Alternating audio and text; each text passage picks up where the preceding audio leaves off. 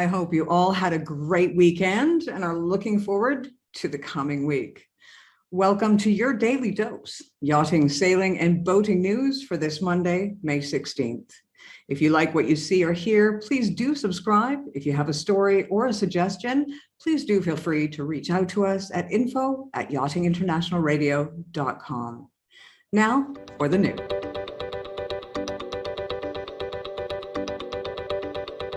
Another brief follow-up on Balloon Gate. Last week, you may remember the video of 3 crew on a charter yacht in Miami, popping balloons on the deck with the debris making its way into the water of Biscayne Bay. The video quickly went viral across social media and then found its way to mainstream news.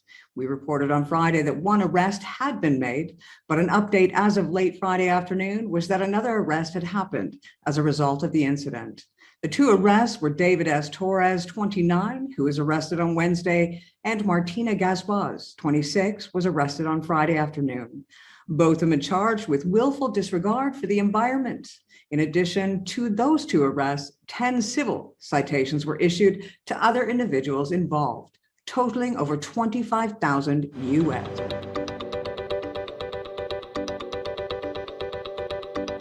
We have been following the seizures of superyachts around the world. However, not one of those seizures has been as difficult as in the case of Amadea, currently in Fiji.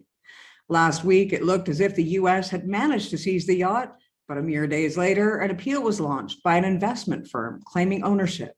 The courts in Fiji agreed to hear the case and scheduled a hearing for this coming week.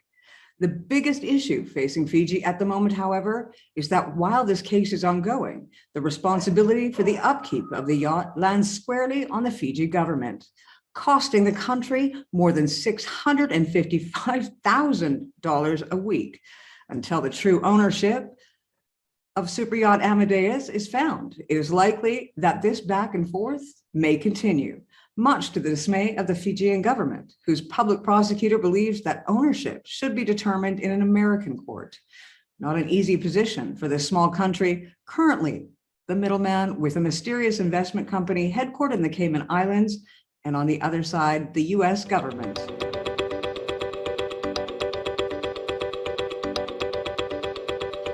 On Sunday, Bloomberg News released a story stating that the US is claiming the ownership of both Superyacht Amadea and the Superyacht Scheherazade, currently held in Italy, are tied to Russian gold billionaire Suleiman Kerimov.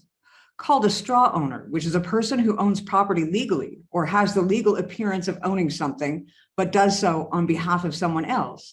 The paperwork seems to suggest that the yachts belong to Edward Kudanatov. However, upon further investigation, Kudanatov doesn't appear to have enough financial resources to maintain, let alone purchase the 2 superyachts, which collectively are worth over $1 billion US. It looks like this legal battle is far from over.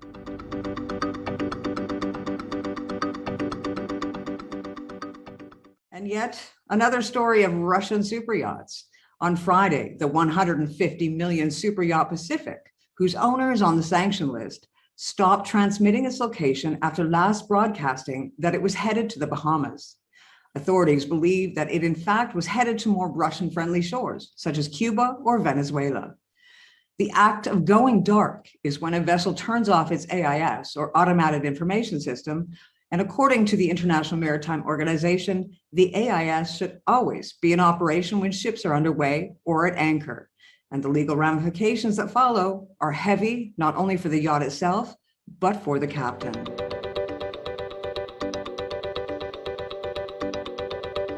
The charter industry is reporting a return to pre-pandemic bookings for 2022 and 2023.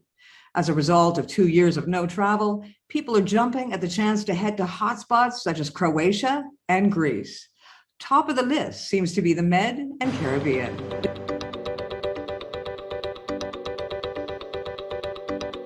The boating season is just beginning in many parts across the US and the Med.